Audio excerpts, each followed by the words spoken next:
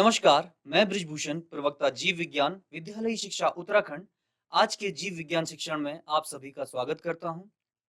कक्षा 12 जीव विज्ञान अध्याय 1 पुष्पी पादपों में लैंगिक जनन, जिसमें अभी तक हम पढ़ चुके हैं नर भाग को, मादा भाग को, साथ ही हमने पढ़ लिया है परागण की प्रक्रिया को और आज हम पढ़ने वाले हैं निषेचन। तो आज की कक्षा के हमारे चर्चा बिंदु होने वाले हैं बहिर्प्रजनन युक्तियां, स्व असमंजस्य, निषेचन एवं दोहरा निषेचन।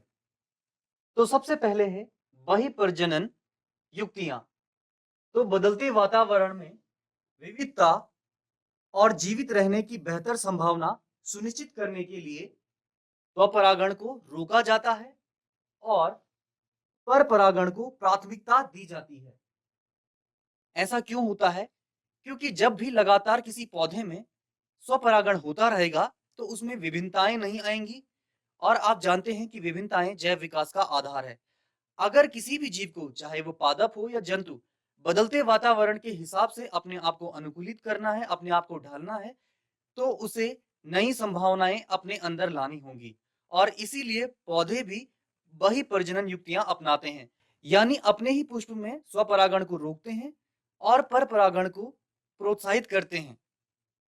और इसके कुछ प्रकार हैं, कुछ तरीके हैं, जिसमें हम निम्न युक्तियों को शामिल कर सकते हैं। पहला है एक लिंगी पुष्प। तो अगर कोई पुष्प एक लिंगी होता है, यानी अगर उसमें केवल नर भाग या फिर मादा ही भाग है, तो जाहिर सी बात है उसमें स्वपरागण होने की संभावना बहुत कम होती है और उसमें केवल और केवल परपरागण ही हो सकता है, क्योंकि पुंकेसर के पराग कोश में जो परागकण यानी पोलन ग्रेन बन रहे हैं, उन्हें निषेचन के लिए उसी प्रजाति के किसी दूसरे पुष्प को ढूंढना होगा और उसके वर्तिकाग्र तक जाकर निषेचन की प्रक्रिया को करना होगा। दूसरी युक्ति है भिन्न काल पक्वता। अगर किसी पुष्प में मादा और नर भाग दोनों ही मौजूद होते हैं, बावजूद इसके अगर वो एक ही समय पर परिपक्व नहीं होते हैं, तो भी वही प्रजनन को प्रोत्साहित किया जा रहा है और यहाँ पर आंतरिक प्रजनन को यानी कि स्वपरागण को रोका जा रहा है, क्योंकि अगर वो अलग-अलग समय पर परिपक्व होते हैं, तो वो एक साथ स्वपरागण की प्रक्रिया को नहीं कर पाएंगे और यहाँ पर भी वही प्रजनन को ही बढ़ावा दिया जा रहा है। अगली युक्ति है हर्कोगेमी। इसमें एक पुष्प में अगर नर और मादा भाग दोनों ही उपस्थित हैं और एक साथ परिपक्व भी हो जाते हैं, तब भी स्वपरागण को रोका जा सकता है अगर मादा भाग और नर भाग के बीच कोई फिजिकल बैरियर, कोई भौतिक अवरोध मौजूद है और ये भी वही प्रजनन को प्रोत्साहित करने की एक युक्ति है। अगली युक्ति है स्व असामंजस्य, यानी कि सेल्फ इनकम्पैटिबिलिटी।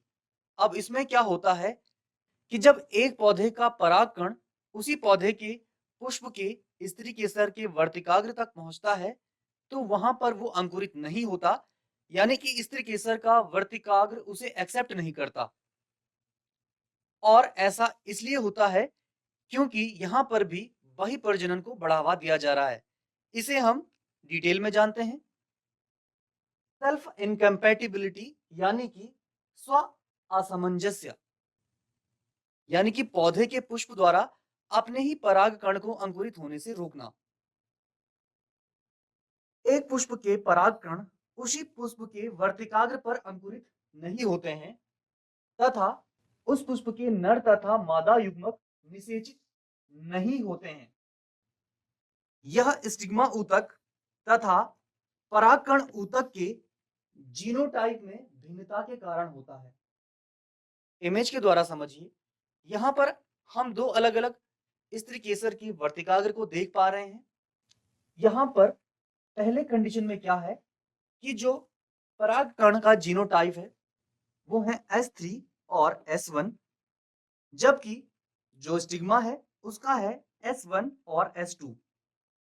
तो यहाँ पर जो अंकुरित हुआ वो S3 था, S1 यहाँ पर अंकुरित होने से रोक दिया गया क्योंकि ये समान जीनोटाइप का था, S1 S1। इसी प्रकार से दूसरी कंडीशन में देखिए, यहां पर पराग कणों का जीनोटाइप S2 S1 है और ये दोनों ही अंकुरित नहीं हुए हैं, क्योंकि सेम जीनोटाइप स्त्री केसर के वर्तिकाग्र यानी कि स्टिग्मा का भी है S1 S2। तो आप देख पा रहे हैं, जब परागकण और वर्तिकाग्र यानी स्टिग्मा का जीनोटाइप समान है तो वो अंकुरित नहीं हो पा रहे हैं, और इसी को कहते हैं हम सेल्फ इनकम्पैटिबिलिटी। अब हम समझते हैं निषेचन क्या होता है। निषेचन यानी कि फर्टिलाइजेशन, तो नर तथा मादा युग्मकों के संयोजन की क्रिया को निषेचन कहते हैं। इससे द्विगुणित युग्मनज यानी कि जाइगोट का निर्माण होता है। तो जब नर और मादा युग्मक यानी कि मेल और फीमेल गैमेट्स आपस में मिलते हैं तो बनाते हैं डिप्लॉइड जाइगोट। निषेचन की खोज की थी स्ट्रॉसबर्गर ने। इसको बहुत सिंप्लीफाइड करके समझते हैं। यहां पर आपको दिखाई दे रहा है परागकण यानी कि पोलन ग्रेन, और ये है एक स्त्री केसर का अंडाशय, और उसके अंदर आप देख पा रहे हैं भ्रूण कोश यानी कि फीमेल गैमेटोफाइट, जिसके अंदर है एग सेल यानी कि मादा युग्मक, और इसी प्रकार से परागकण के अंदर होते हैं दो नर युग्मक। अब निषेचन की प्रक्रिया में क्या होता है कि दोनों नर युग्मकों में से एक मादा युग्मक के पास जाता है, दोनों संयोजित होते हैं एंड 2n जाइगोट का निर्माण करते हैं, जिससे आगे चलकर भ्रूण का विकास होता है। अब ये दूसरा मेल गैमेट कहां जाता है, क्या करता है, आगे हम विस्तार से समझने वाले हैं। अभी हम समझ लेते हैं, पर अभी हम जो जान पाए हैं वो ये कि नर और मादा युग्मक के संयोजन की क्रिया क्या कहलाती है, निषेचन। निषेचन के कुछ चरण हैं। सबसे पहले परागकण व स्टिग्मा का संपर्क होता है।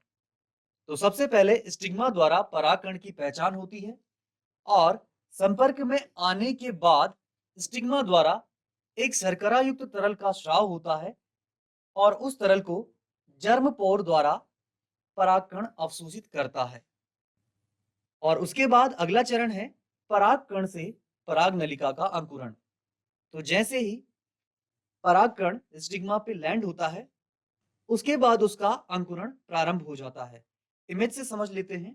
ये यहाँ पर आपको एक स्त्री केसर दिखाई दे रहा है, जिसका ऊपरी भाग हम जानते हैं कहलाता है स्टिग्मा, और इसके ऊपर इस प्रकार से परागकण लैंड होते हैं और उनका अंकुरण इस प्रकार से प्रारंभ हो जाता है।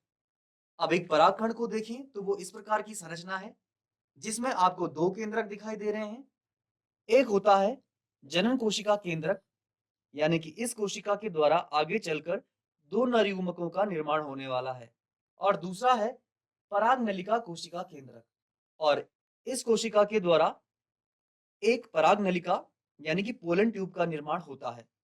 साथ ही इस परागकण यानी कि पोलन ग्रेन में दो परतें होती हैं, जिसमें आंतरिक परत को कहते हैं इंटाइन, और बाहर की जो अवरोधी परत होती है जो स्पोरोपोलिन की बनी होती है वो कहलाती है एक्साइन।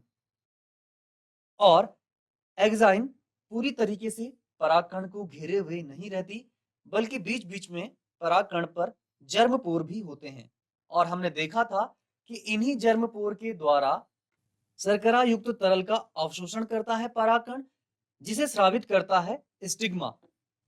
अगले चरण में पराग नलिका का विकास होता है, जो वर्तिका से होते हुए भ्रूण कोश में यानी एम्ब्रियो सैक में प्रवेश कर जाती है, और भ्रूण कोश में पराग नलिका तीन तरह से प्रवेश करती है, जिसमें पहला है चैलेजोगैमी, दूसरा है मीजोगैमी, और तीसरा है पोरोगैमी। अब इनको समझने के लिए आपको एक बीजांड की संरचना को समझना होगा, जिसमें मुख्यतः दो सिरे होते हैं। एक छिद्र वाला सिरा अध्यावरण का आवरण नहीं होता है, और उसके विपरीत वाला सिरा कहलाता है निभाग सिरा या चैलेजल सिरा। अब अगर पराग नलिका चैलेजल भाग से प्रवेश करती है बीजांड में तो इसे कहते हैं चैलेजोगैमी, और अगर पराग नलिका मध्य भाग से प्रवेश करती है बीजांड के तो इसे कहते हैं मीजोगैमी, और यदि पराग नलिका इस माइक्रोपिलर एंड यानी कि बीजांड द्वारी सिरे से प्रवेश करती है इस प्रकार से, तो इसे कहते हैं पोरोगैमी। तो ये तीन तरीके हैं पराग नलिका के बीजांड में प्रवेश करने के। अगले चरण में पराग नलिका यानी कि पोलन ट्यूब से होते हुए नर युग्मक भ्रूण कोश के अंदर मादा युग्मक से मिलते हैं और सहायक कोशिका का तंतु रूप समुच्चय यानी कि फिलीफॉर्म एपेरेटस पराग नलिका का भ्रूण कोश में प्रवेश के लिए मार्गदर्शन करता है। इसको एक एनिमेशन से समझ लीजिए, बेहतर तरीके से हम इसे समझ पाएंगे। तो ये एक पराग नलिका अंकुरित हो रही है जिसके अंदर से होते हुए दोनों नर युग्मक पहुंच जा रहे हैं भ्रूण कोश के अंदर और इस प्रकार से इन दोनों का प्रवेश बीजांड के अंदर के भ्रूण कोश में होता है। अब दोनों नर युग्मकों में से कौन सा युग्मक भ्रूण कोश की किस कोशिका से मिलता है, ये हम आगे विस्तार से समझने वाले हैं। अब हम समझते हैं दोहरा निषेचन। तो जब एक नर युग्मक अंड कोशिका से मिलके भ्रूण का निर्माण करता है तथा दूसरा नर युग्मक ध्रुवीय केंद्रक से मिलके भ्रूण कोश का निर्माण करता है, तो इस पूरे फिनोमिना को कहते हैं दोहरा निषेचन यानी कि डबल फर्टिलाइजेशन। इसको एक इमेज से समझना ज्यादा आसान होगा। तो यहाँ पर आप देख पा रहे हैं, ये है एक भ्रूण कोश यानी कि एम्ब्रियो सैक, जिसे हम एक फीमेल गैमेटोफाइट भी कह सकते हैं। और इसके अंदर दोनों नर युग्मक आ चुके हैं।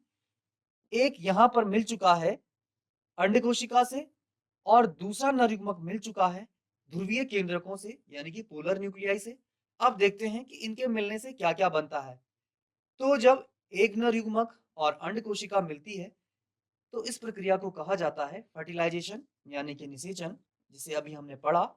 और जब दूसरा नर युग्मक और दो ध्रुवीय केंद्रक आपस में मिलते हैं, जैसा कि आप इस शब्द समीकरण में देख पा रहे हैं, एक नर युग्मक और एक अंड कोशिका मिली तो बना भ्रूण यानी कि एम्ब्रियो, जिसे हमने कहा निषेचन।